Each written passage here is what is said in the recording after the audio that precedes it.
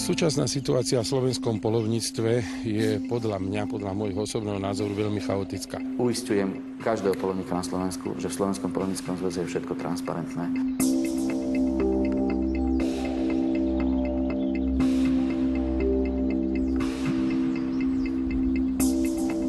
Slovenský poľovnícky zväz je veľkou organizáciou, má 57 000 členov. Teraz však čelí problému, o ktorom mnohí z nich netušia. Ten súvisí s prenajmom poľovného revíra Zádielská dolina Bôrka nedaleko Rožňavy. Až 77% pozemkov tu vlastnia štátne lesy. Ide o pikantnú záležitosť, ktorá sa týka samotného vedenia Slovenského poľovníckeho zväzu. Revír spĺňa všetky kritériá na uznanie. Je to velenie oblasti nad 2000 hektárov. Je to veľmi taký lukratívny, zaujímavý revír. Pravdou je, že si revír od štátnych lesov Slovenskej republiky na 10 rokov prenajalo ústredie Slovenského poľovníckeho zväzu v Bratislave. Zmluvu o nájme výkonu práva poľovníctva schválil v roku 2009 aj obvodný lesný úrad v Rožňave. Schválili sme to z toho dôvodu, že, aby som sa priznal, vôbec sme nad tým nerozmýšľali, že je nejaká vec dobrá alebo zlá, pretože už to fungovalo predtým 10 rokov a fungovalo to dobre. Úrady však koncom minulého roka dostali podnet od jedného z poľovníkov, ktorý nie je členom Slovenského poľovníckeho zväzu, a Krajský lesný úrad v Košiciach pre mnohých nečakane rozhodol, že nájom revíru v Zádielskej doline nie je v súlade so zákonom. Krajský lesný úrad potvrdil našu domnienku, že v poľovnom revíri Zádiel poľuje neoprávnená osoba. Kto je to neoprávnenou osobou? Slovenský poľovnícky zväz Ústredie, organizačná jednotka Slovenského poľovníckeho zväzu. Podľa Krajského lesného úradu je Ústredie len organizačnou zložkou Slovenského poľovníckeho zväzu a nie je registrovanou poľovníckou organizáciou. Prekvapuje najmä fakt, že na túto jednoduchú skutočnosť nikto po dlhé roky neprišiel. Slovenský poľovnícky zväz / Ústredie nie je poľovnícka organizácia.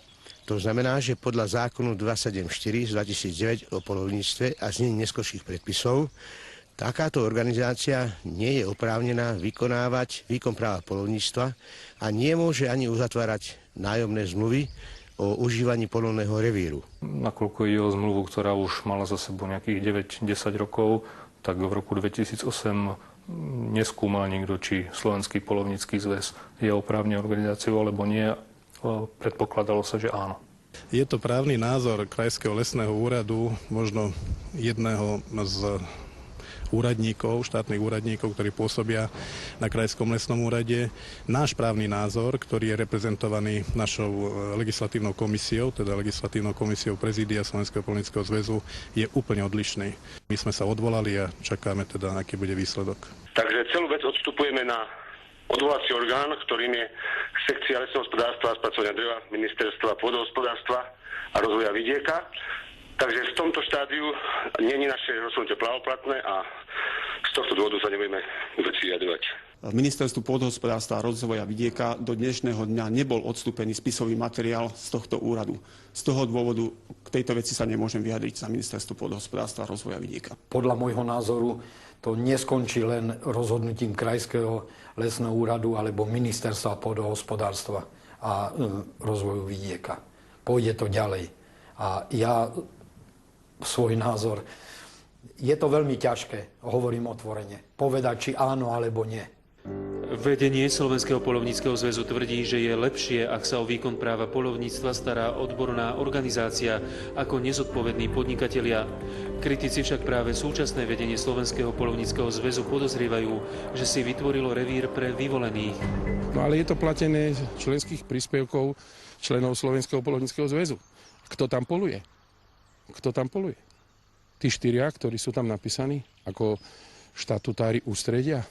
Alebo chodia tam poľovníci členovia Slovenského poľovníckeho zväzu, ktorí sú tzv. Nezaradení? To vôbec nie je pravda. My si to môžeme a vy si to môžete overiť. Normálne v poľovnom revíri Zádielská dolina sa poľuje podľa organizačného poriadku, kde vykonáva lov personál, poverený personál. Poverený výkonom práva poľovníctva sú miestni obyvatelia aj obce Bôrka a priľahlých sídel, ktoré majú svoje povinnosti, majú svoje práva a ponúkajú možnosť štátnej reprezentácie, ktorou v tom čase bol poverený Slovenský poľovnícky zväz. Malo by byť v ich záujme, aby sa toto všetko jasne vysvetlilo a vysvetliť aj svojim členom, ako to vlastne je, pretože z ich peňazí je to platené a možno aj bolo zaujímavé sa pozrieť, čo sa tam strelilo, kto tam chodí polovať. Hospodárenie v polovnom revíri Zádielská dolina je normálne súčasťou štrukturovaného rozpočtu ústredia Slovenského poľovníckeho zväzu. V tomto polovnom revíri sa realizuje rovnako ako v ostatných polovných revíroch aj nejaký podplatkový odstrel, aj sa zverina predáva, to znamená sú aj príjmy a pokiaľ je ten rozpočet, keby bol hneď len nulový, respektíve výsledok hospodárenia nulový, tak je úplne jednoznačné, že absolútne nie to, v podstate takéto tvrdenie sa nezakladá na pravde. Situácia v súvislosti s prenájmom revíra v Zádielskej doline je však len špičkou ľadovca. Kritici totiž nie len ústredie, ale aj Slovenský poľovnícky zväz ako celok označujú za poľovnícku organizáciu, ktorú štátne úrady zaregistrovali v rozpore so zákonom. Zväz pritom funguje už od roku 1969. Slovenský poľovnícky zväz v zmysle zákona znie to zle, ja viem, že s tým podrážim veľa ľudí, ale de jure neexistuje. Drvivá väčšina členov Slovenského poľovníckeho zväzu vykonáva činnosť v dobrej viere, že všetko je v poriadku. Ale myslíme si, že v poriadku to nie je. V čele kritikov sú poľovníci, ktorí nie sú členmi Slovenského poľovníckeho zväzu, ale menšej poľovníckej organizácie s názvom Slovenský lovecký a ochranný spolok Pribina, ktorý má asi 1000 členov. Tí žiadajú štátne úrady, aby situáciu riešili v súlade so zákonom.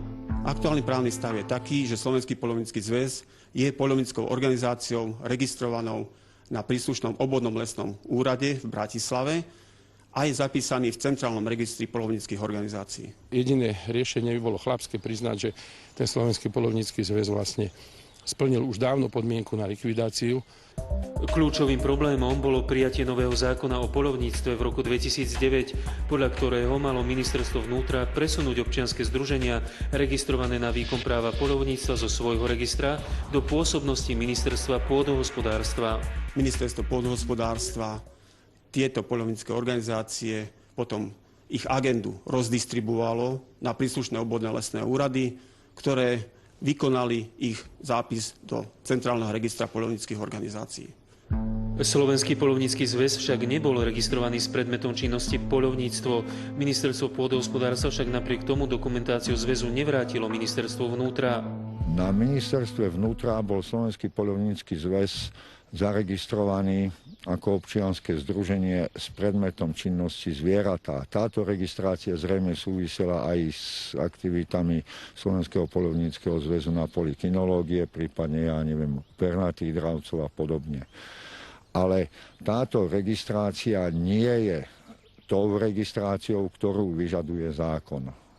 Stanovy poľovníckych organizácií museli byť podľa nového zákona navyše zosúladené so zákonom do konca januára 2010, inak mala organizácia vstúpiť do likvidácie. Toto bola povinnosť skúmať zosúladenie stanov Slovenského poľovníckeho zväzu, rovnako ako aj iných poľovníckych organizácií. Bola to povinnosť príslušného obvodného lesného úradu. Myslím si, že predchádzajúce vedenie to nemalo prečo skúmať, nakoľko boli delimitované poľovnícke organizácie a každá poľovnícka organizácia, ktorá predložila svoje stanovy, bola zapisovaná do Centrálneho registra poľovníckych organizácií.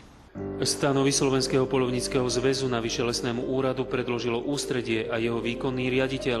Slovenský poľovnícky zväz nepredložil stanovy k registrácii ako právnická osoba, predkladalo to ústredie. Navyše to za ústredie predkladala osoba, ktorá je podpísaná ako riaditeľ Slovenského poľovníckeho zväzu. Stanovy nepoznajú takú oprávnenú osobu. Mohlo ústredie predkladať za celý Slovenský poľovnícky zväz tieto dokumenty? Nie len, že mohol, ale musel to tak urobiť, pretože mali sme registráciu vykonať v mieste príslušného obvodného lesného úradu. Zákon 274 hovorí jasne, že keď nedajú si do súladu stanovy s týmto zákonom, dokonca, myslím, že do konca januára, tak 1. marcu musí byť vykonaná likvidácia tejto organizácie. Mohla to urobiť teda organizačná zložka len Slovenského poľovníckeho zväzu za celý poľovnícky zväz?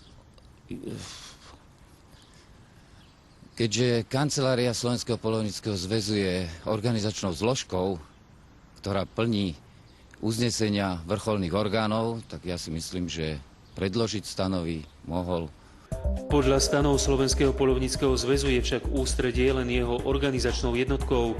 Kritici zdôrazňujú, že podľa zle formulovaných stanov nemá zväz ako celok dokonca ani štatutárneho zástupcu.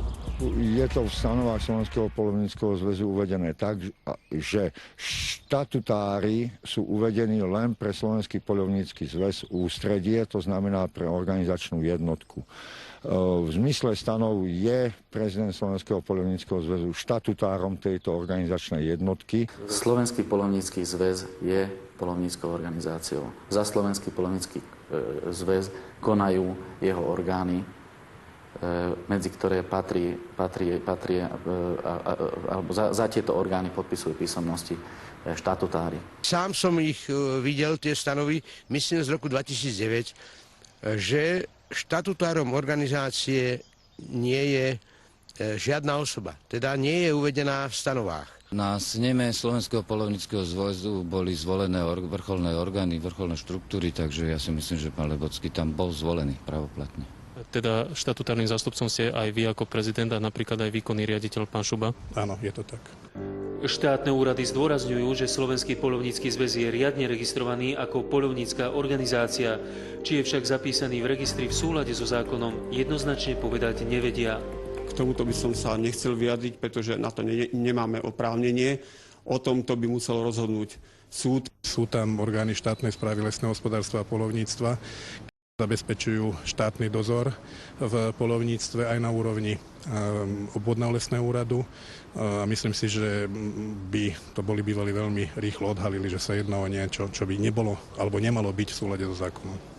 Práve úrady však v tejto veci kontrolu nevykonali. Ako je možné, že tento nezákonný stav tu pretrvával 10 ročia? No ako je to možné? No pretože ja tam vidím jednoznačne prepojenia cez fyzické osoby, s ktorým tento stav vyhovuje, ktoré obhajujú nezákonný stav, pretože neviem čo, pretože. Obvodný lesný úrad v Bratislave navyše pri registrácii vydal v rovnaký deň dve takmer identické potvrdenia.